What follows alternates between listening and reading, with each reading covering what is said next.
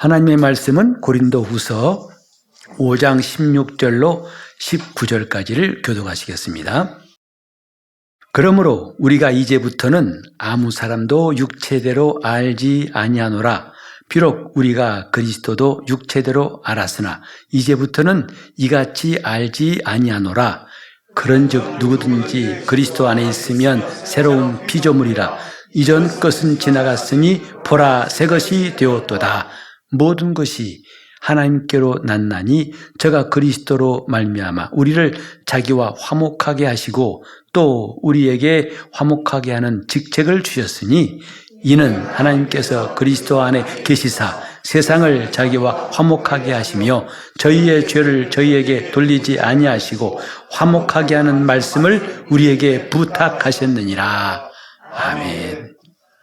한 해 동안 이제 성경을 읽자 하고 우리가 서로 격려하고 열심히 성경을 읽고 있습니다. 읽으면서 여러분들은 어떤 생각을 하셨는지 모르겠습니다만 성경을 읽을수록 성경을 제대로 참 몰랐구나 하는 회개의 아쉬움과 또 성경을 제대로 믿지 않았다는 사실을 깨닫고서 하나님 앞에 회개하는 마음을 가지게 됩니다. 여러분 성경을 믿으십니까? 성경을 믿는다고 하지만은 막상 성경을 보니까 내가 믿지 않고 있는 말씀들이 여기저기서 발견이 되고 과연 그 말씀, 도마를 뭐라고 할 게 아니구나. 도마가 예수님의 부활을 의심하였을 때에 그 8일 동안의 불신앙을 평생 후회하면서 주님 앞에 회개했다는 것을 우리가 들었습니다마는 도마가 문제가 아니구나. 분명히 기록된 하나님 말씀을 우리가 이렇게 멀리하고 있었고 이렇게 믿지 않았나 하는 마음이 계속 성경을 읽을 때마다 마음에 다가옵니다. 성경은 정말 우리가 믿을 수 없는 말씀으로 가득 차 있다 해도 과언이 아니에요. 믿음이 굉장히 좋은 사람이라고 해서 성경을 다 쏙쏙 다 믿는다고 할 수는 없을 겁니다. 어떻게 하나님께서 이 천지 만물을 엿새 동안에 하늘에 있는 것, 땅에 있는 것, 또 물속에 사는 것들을 다 지으셨을까? 그것도 아무 재료가 없이 말씀으로. 이것이 인간에게는 믿어지지 않는 게 정상일 겁니다. 그런데 우리는 그걸 믿는다고 하고 있어요. 하지만 하나님께서 천지를 창조하신 것이 그대로 믿음이 되었다면 결단코 흔들리지 않을 순간에 우리는 지진처럼 마음이 흔들리고 갈팡질팡하는 것도 사실 깨닫습니다. 믿을 수 없는 사실로 가득 채워진 말씀이 성경이고 그것을 믿는 사람들이 그리스도인들이에요. 믿음은 바라는 것들의 실상이요 보지 못하는 것들의 증거라고 했어요. 이건 아무라도 정말 척하면 아는 말씀이 아니고 일생 동안 고민하고 머리를 쥐어짜도 그렇게 믿어지지 않는 말씀들로 되어 있는 게 성경입니다. 그런데 우리는 이 말씀을 믿는 사람, 이게 신기한 거 아니겠습니까?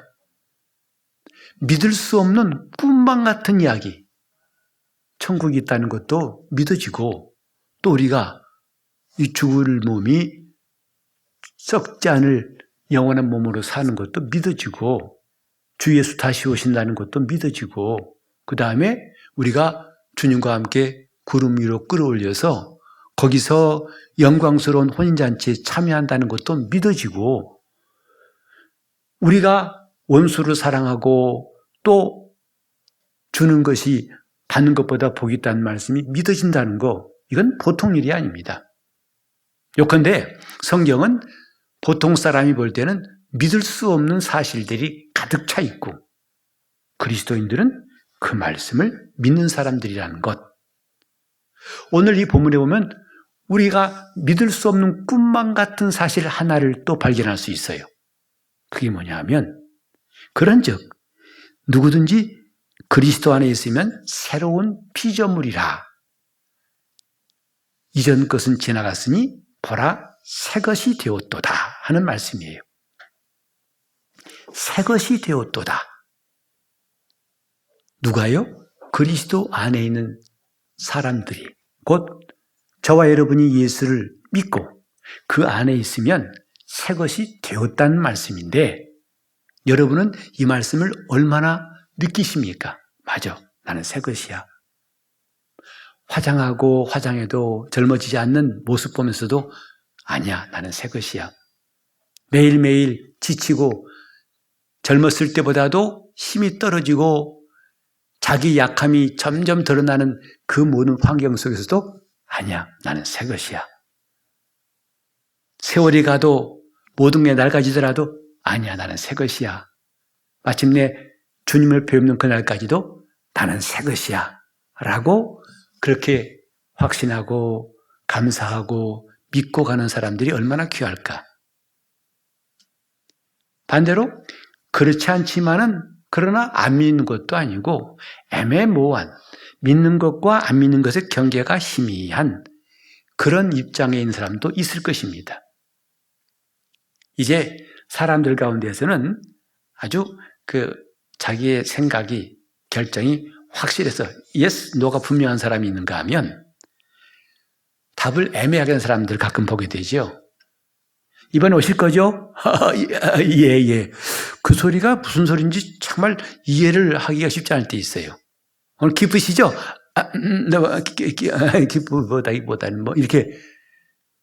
그리고 요즘은 그렇게 말해야 지혜롭다고 하는 시대예요. 너무 똑부러지게 말하면 손해볼 때가 많다는 것이 요즘 사람 생각 아니겠습니까? 그래서 이쪽도 아닌 것 같고 이쪽도 아닌 것 같고, 저 나라의 외교도 꼭 나는 이쪽이야, 난 나쁜 놈이야, 이게 아니라 다자 외교라고 해서 너도 괜찮아, 너 이쪽 좋고, 넌 이거 좋아, 괜찮아, 이렇게 해야만이 지혜롭게 외교한다는 말도 듣는 시대입니다. 그런데 신앙도 그래도 될까? 이해도 되고 저래도 되고 긴가민가 하는 것이, 그런 자세가 신앙에도 통할까? 과연 괜찮을까 하는 거죠. 분명한 것은 뭐냐면 그렇게 애매모호한 것은 성경에서 결코 옳다고 여기지 않는다는 사실이에요. 주님께서 라오디게아 교회에 하신 말씀 있죠? 내가 뜨겁든지 차갑든지 하라. 그렇지 않으면 내가 내 입에서 토하여 내칠 것이다. 신앙은 애매모호하면 안 된다는 거예요. 믿는 것도 아니고 안 믿는 것도 아니고 그 중간, 누가 볼 때는 이 사람 믿는 것 같은데 또 이 사람 볼 때는 안 믿는 것 같아요. 그게 지혜로운 게 아니라 위험한 겁니다. 왜냐하면 그렇게 애매모호한 자세는 결국은 자기 기만을 낳게 돼요. 자기를 속인다 이 말이죠. 그리고 자기 기만의 최대 피해자는 누구냐? 자기 자신이에요.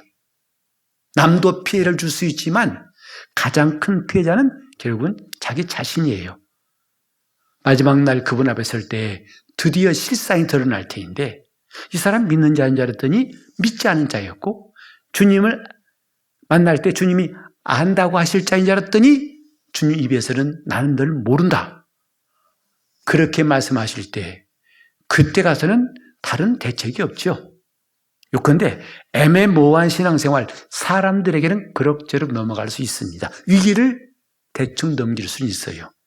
그러나 그것은 정말 위험한 도박이고 아주 위험한 일이라는 것을 우리는 깨달아야 됩니다. 새 것이 되었다. 진짜? 여러분, 이 말씀에 대해서 새 것이 된 것 같기도 하고 때로는 사람 이상 꼭 그럴 수 있나? 이런 자세가 과연 내게 도움이 될까? 새 것이 되었다 하는 말씀, 여러분은 어떻게 생각하세요? 새해가 되어봤자 우리는 새 것이 없다는 것 다 알지요? 성경이 말씀했어요. 해 아래는 새 것이 없나니 했어요. 이미 말씀했어요. 근데도 기독교인들은 이 말씀을 믿는 사람들이에요. 새 것이 되었도다. 나는 새 것이다. 아이고 주름살만 더 늘어나는데 나는 그래도 새 것이다. 힘도 전 같지 않은데 나는 새 것이다. 기억력도 많이 이제 불 꺼졌구만. 아니야, 나는 새 것이다. 당신 정신없네. 난 그래도 새 것이다. 라고 말할 수 있습니까? 과연 새 것이 뭘까요? 처음 상태? 그래서 그 처음 상태를 보존하려고 애를 쓰죠. 젊었을 때 그 모습을 보존하려고 애를 쓰죠. 그게 새 것과 가까운 것 같으니까. 자동차도요, 새 차가 매년 나옵니다. 23년형 무슨 자동차. 또 한 해 지나면 다시 신형 24년형, 25년형 계속 새 것입니다. 근데요, 그 차를 뽑아가지고 여러분 그 출고하는 순간 그 출고장에 이 차단기를 통과하는 순간에 즉시로 팔아도요, 수백만 원, 순간에 수백만 원 날아갑니다. 비싼 차는 1,000만 원이 넘겠지요. 아직 비닐도 안 뜯었지만은 중고차예요. 우리가 말하는 새 것이 뭐냐면 처음 것이라는 게 아니고요. 새 것이란 말은 하나님께 속한 것이란 뜻이에요. 하나님 안에만 새 것이 있어요. 원래 새 것은 변하지 않는 거죠. 아직 때가 안 타고 녹슬지 않고 아직 낡아지지 않은 게 새 것이죠. 근데 자꾸 시간 가면 변하잖아요. 망가지잖아요. 그래서 원래 새 것은 변하지 말아야 되는데 변하지 않는 것은 없다. 그러니까 뭐가 없다? 새 것이란 이 땅에 없다. 이렇게 말하는 거죠. 그런데 성경이 말씀합니다. 예수 그리스도는 어제나 오늘이라 영원토록 동일하시니라. 예수 그리스도는 동일하시다. 변하지 않으신다 이 말이죠. 하나님은 회전하는 그림자도 없으시고 변혁지 않으신다고 그랬어요.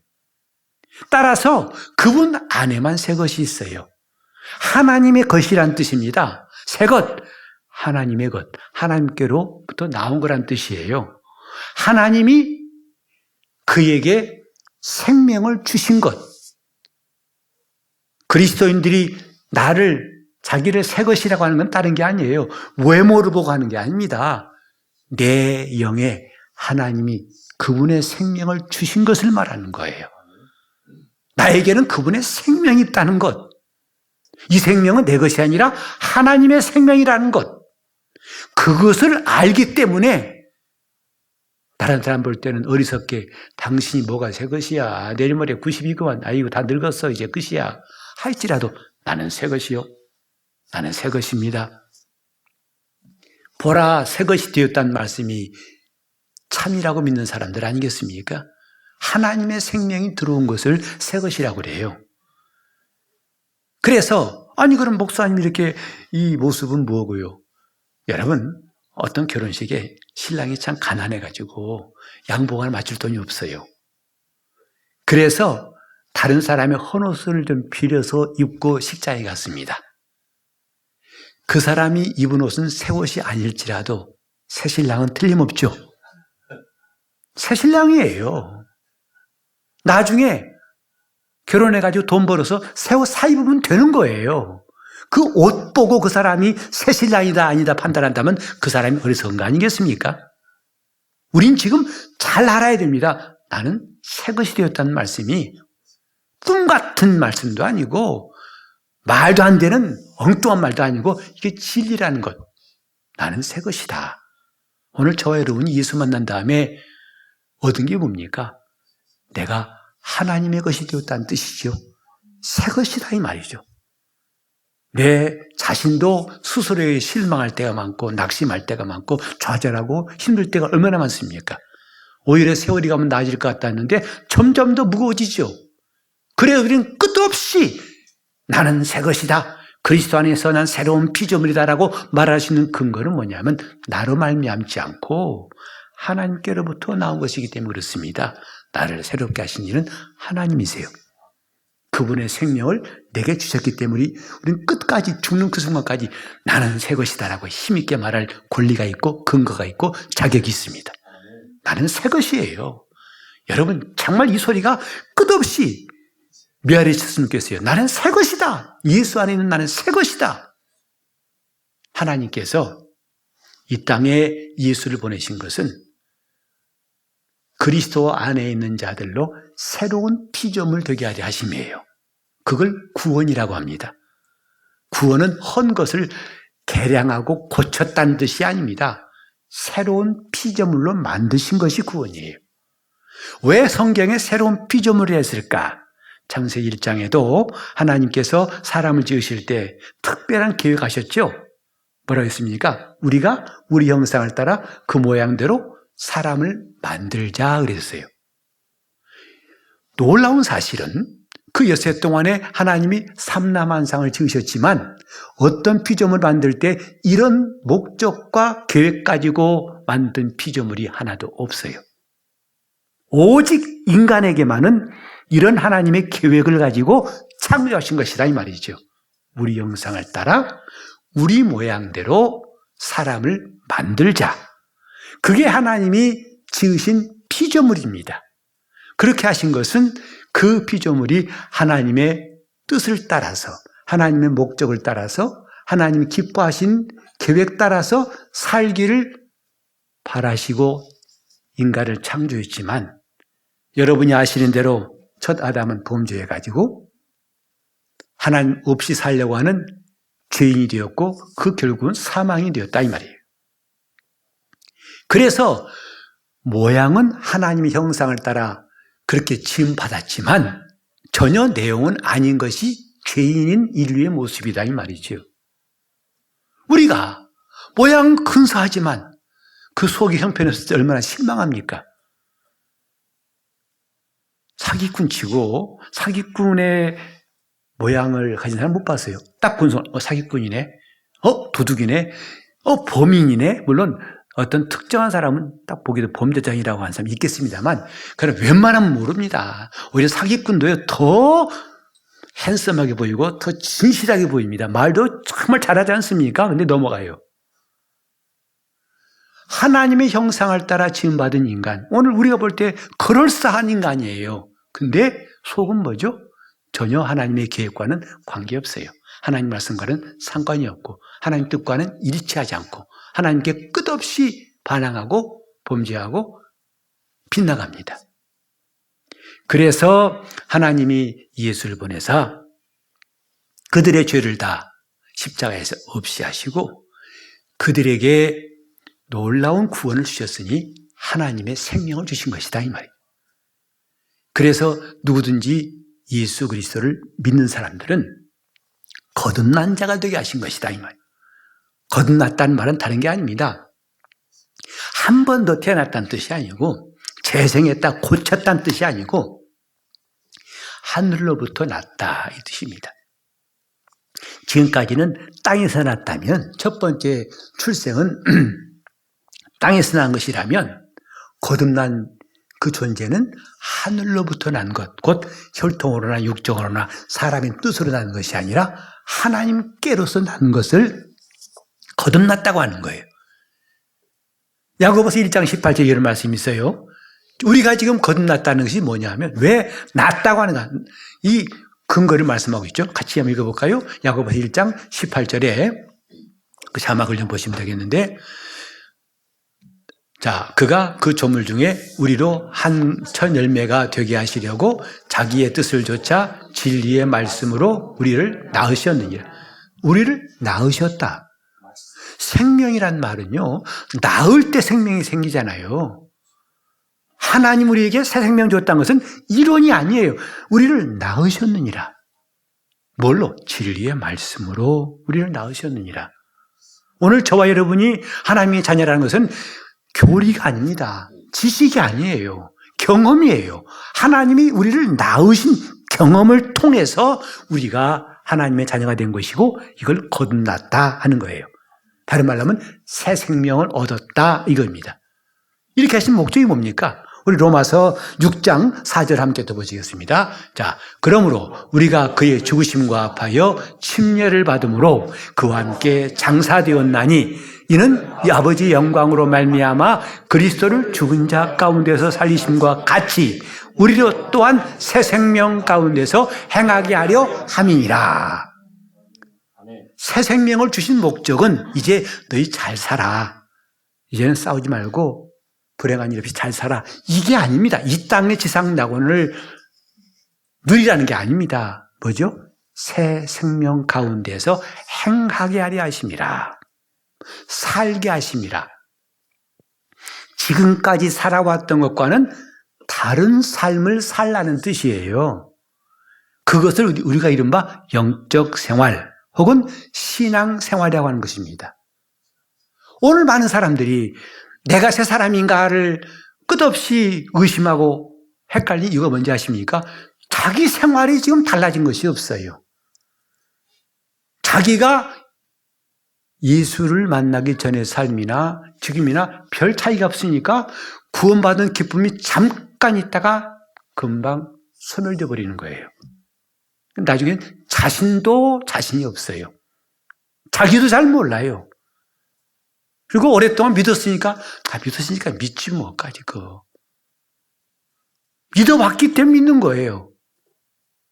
이런 이유가 어디냐면요. 새 생명 가운데에서 살지 않은 것 때문에 그렇습니다. 아까 말했지만 애매모호한 신앙생활은 자기를 속이는 거고요. 결국은 스스로 무너지는 겁니다. 믿음은 누가 주는 게 아니에요. 하나님이 우리에게 주신 것을 지키는 것이 믿음이지.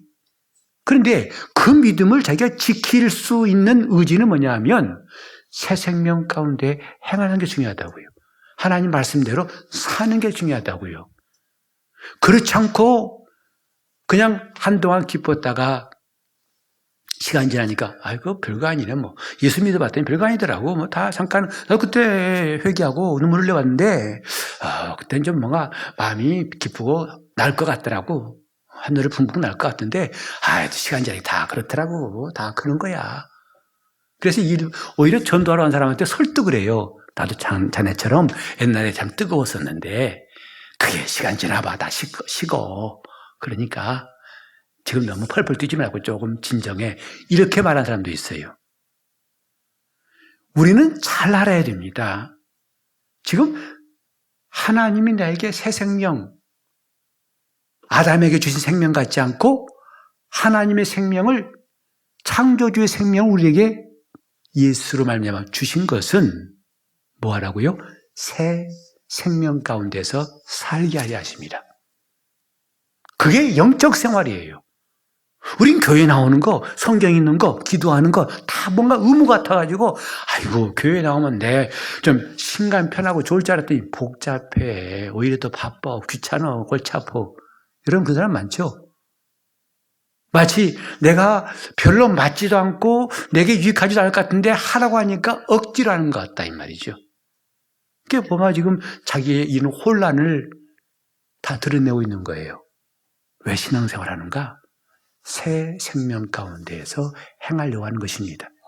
이 본문에 보면요. 16절에도 우리가 이제부터는 그랬어요. 이 이제부터이라는 말이 참 의미심장합니다. 이제부터이라는 말은 지금까지와는 다르다 이거예요.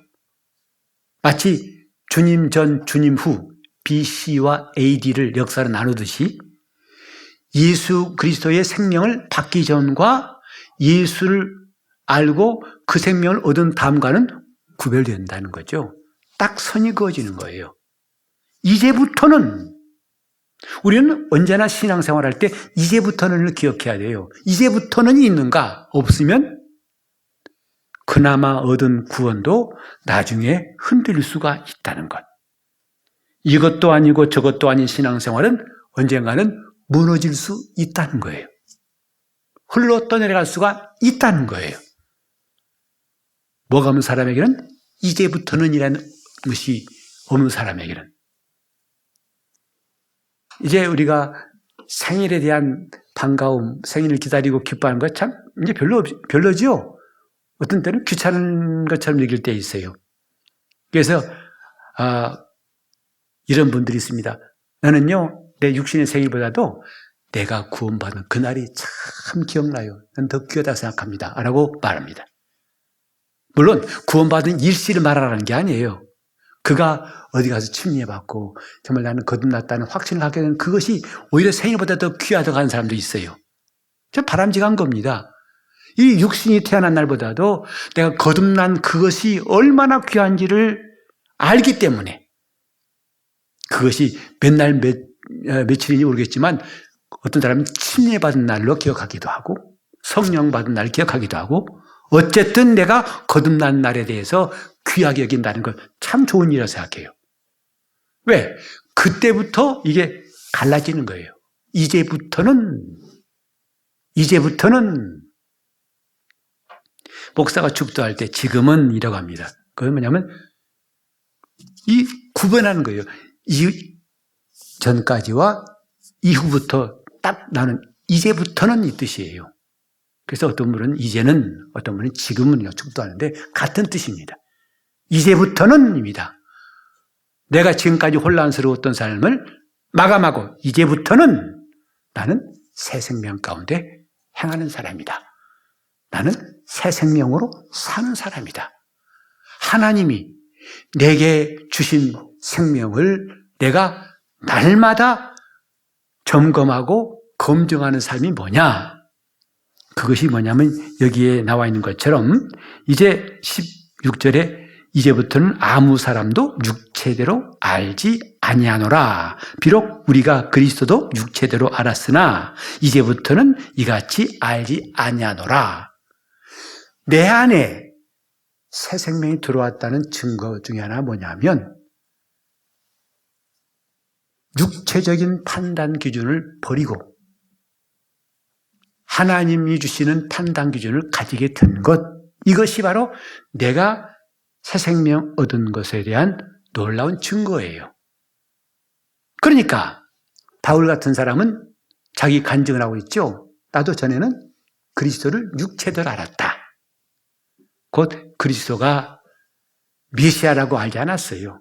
오히려 그는 하나님을 회방하고 또 적어도 하나님 앞에서는 정말 끝까지 내가 멸절해야 될 사람들로 알았기 때문에 바울은 스데반이 순교할 때에 옳다고 여긴 사람으로서 증인선 사람이에요. 그건 다 그리스도를 육체대로 알았기 때문에 예수를 핍박했지만 그가 이제부터는 곧 하나님의 생명을 받은 다음부터 그의 변화가 어떤 사람인지 여러분 잘 아시죠? 그때부터는 목숨을 걸고 예수를 증거한 사람이 되었어요. 목숨을 조금도 아까운 것을 여기지 않고. 자, 구체적으로 그 바울 속에 어떤 변화가 있었는지 빌립보서 3장 7절부터 9절을 한번 읽어보겠습니다. 시작. 그러나 무엇이든지 내게 유익하던 것을 내가 그리스도를 위하여 다 해로 여길 뿐더러 또한 모든 것을 해로 여김은 내 주 그리스도 예수를 아는 지식이 가장 고상함을 인함이라.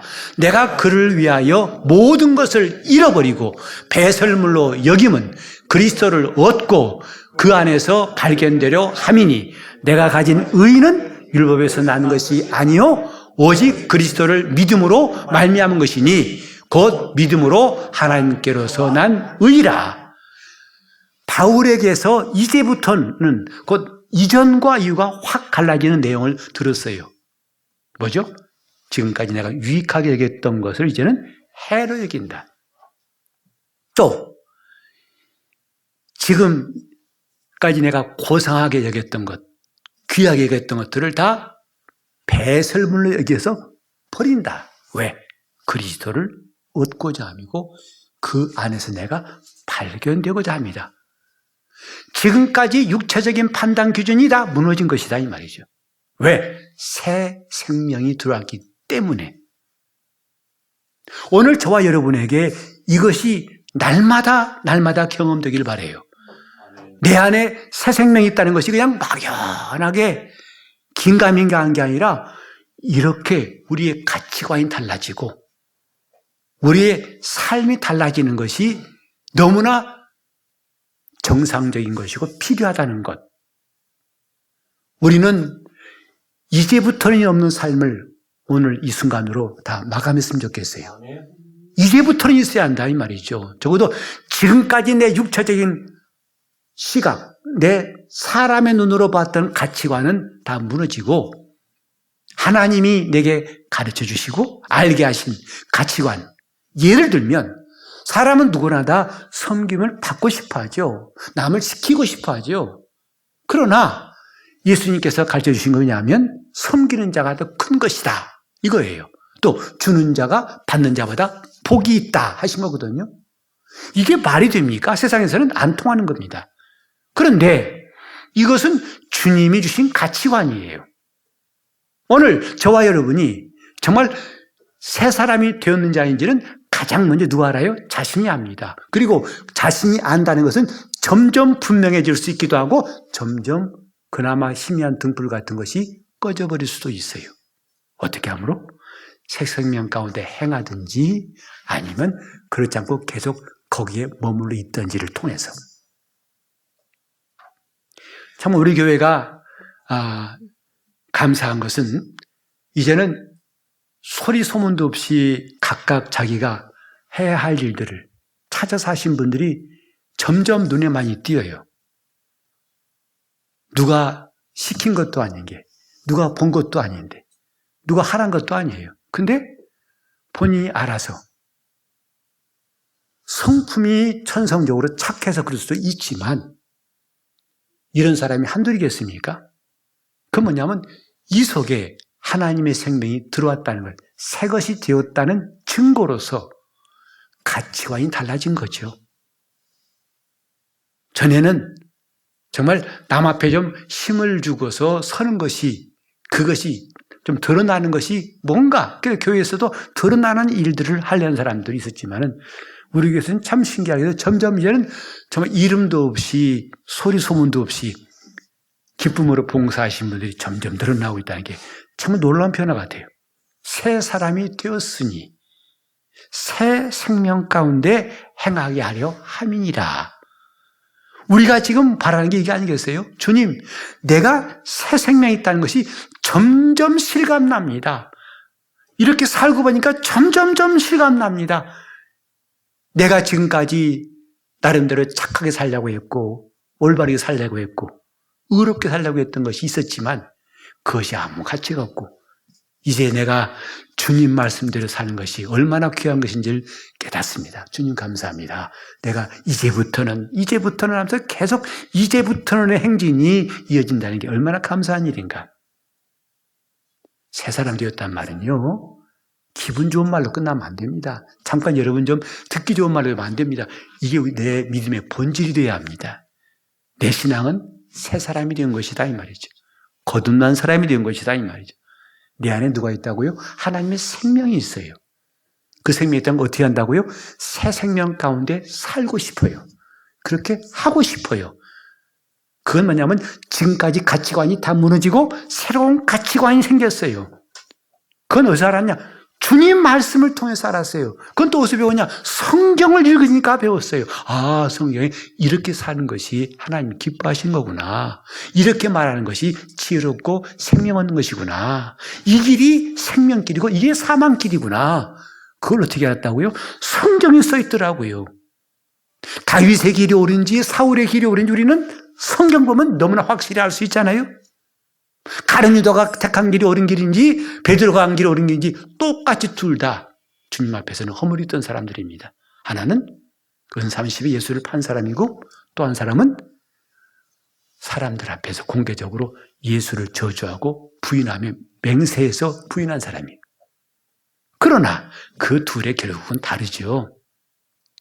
우리가 지금 필요한 게 뭐냐?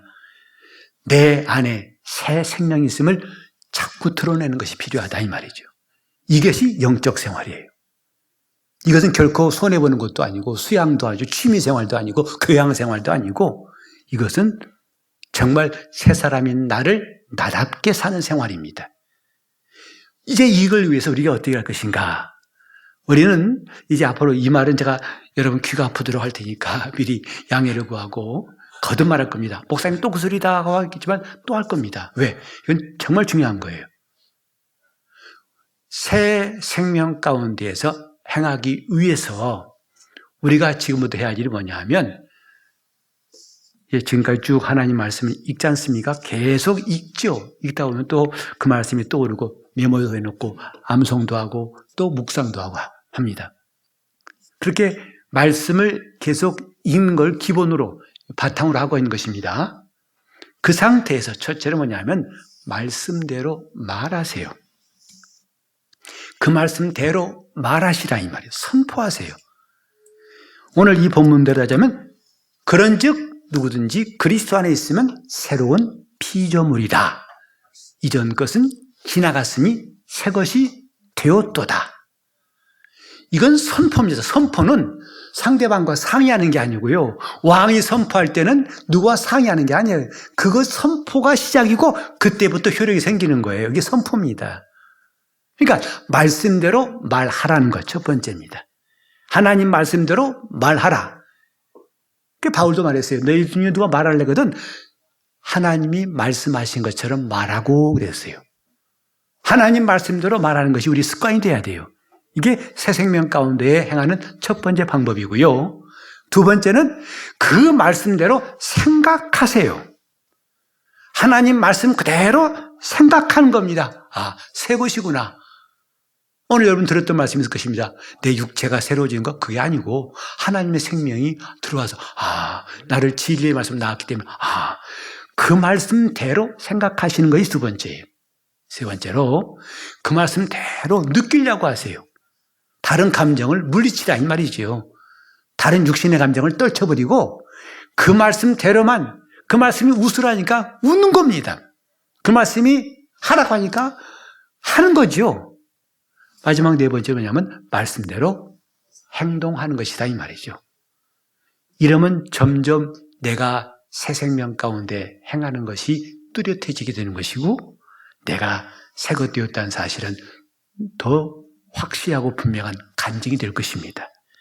이것을 이름하여 영적 생활 그런 겁니다. 저는 주일 오후도 마찬가지예요. 여러분 그 괜히 목사가 설교하기 싫어가지고 구역본을 모이라는 게 아닙니다. 마치 그 시간은 선택상으로 해도 되고 안 해도 되고 아니에요.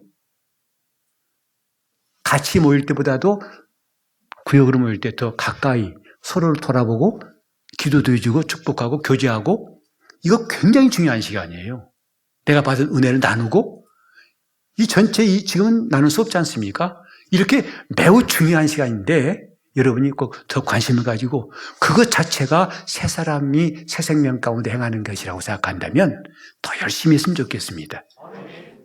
우리는 교회에서 하는 일들이 더 이상 종교 생활이 아니고 이렇게 새 생명 가운데 행하는 것임을 깨닫게 될 때 여러분 신앙생활은 윤택해지고 하나님의 복을 충만히 담을 수 있는 그릇이 될 것입니다. 우리 모두 새 생명 가운데 행할 수 있기를 바랍니다. 새 사람이 되었다는 사실이 점점 시간 날 수 있도록 그렇다. 정말 나는 새 사람이 되었네. 이것은 느끼면 느낄수록 순종하면 순종할수록 더 분명해질 것이고 충만할 것입니다. 동성으로 기도하실 때 주님 내가 새 생명 얻게 된 걸 감사하고 이 새 생명 가운데서 더 열심히 충만히 행할 수 있도록 동성으로 기도하시겠습니다. 하나님 아버지 하나님의 말씀이 더 뚜렷이 생생하게 들려오게 도와주시옵소서. 하나님 말씀이 우리 영혼에 큰 울림이 될 수 있도록 도와주옵소서. 말씀을 들을 귀가 없어가지고 말씀을 흘려보내는 일들이 많이 있지만 우리 성도들 한 사람 한 사람은 들을 귀가 있어서 하나님 말씀이 들어와 꽂히게 도와주시고 잘 박힌 모처럼 박히게 도와주셔서 그 말씀이 그대로 믿어지게 도와주시고 새 사람이 되었은즉 새 생명 가운데 살려고 이제 말씀대로 말하게 도와주시고 말씀대로 생각하게 도와주시고 말씀대로 느끼고 그 말씀대로 행동하게 도와주셔서 놀라운 하나님의 역사와 변화가 충만하도록 도와주시옵소서. 예수 이름으로 기도합니다.